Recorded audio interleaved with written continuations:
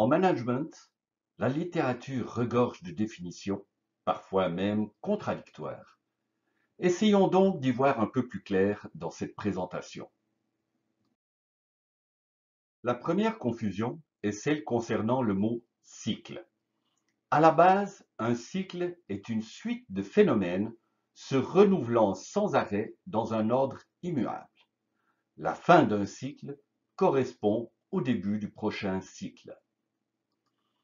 Mais le cycle a été linéarisé dans la notion de cycle de vie, avec un début et une fin sans retour.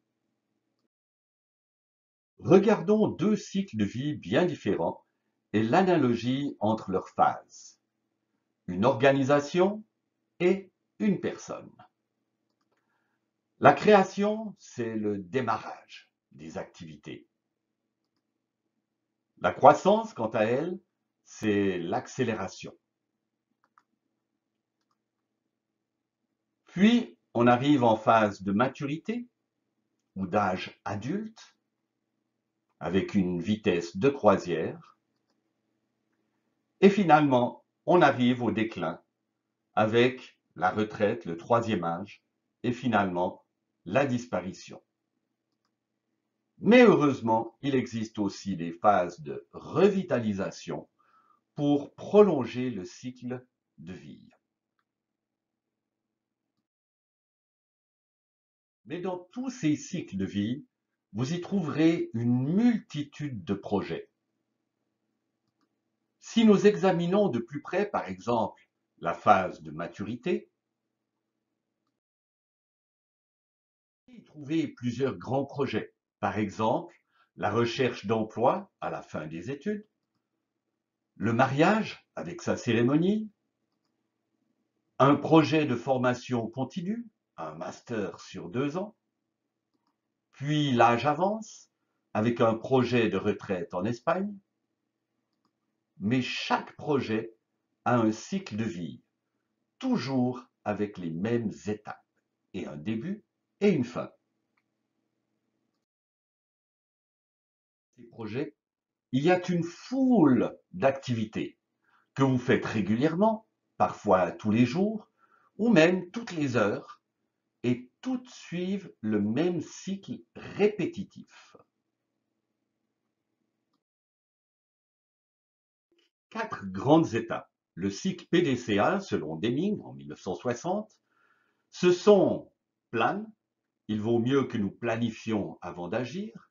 Do, nous faisons, nous exécutons ce qui est planifié. Check, nous vérifions les résultats obtenus. Act, nous corrigeons et nous améliorons avant de recommencer encore et encore. Quant au programme, c'est simplement un ensemble de projets visant un objectif commun et exécutés relativement en parallèle, souvent agrémentés d'ensembles d'activités.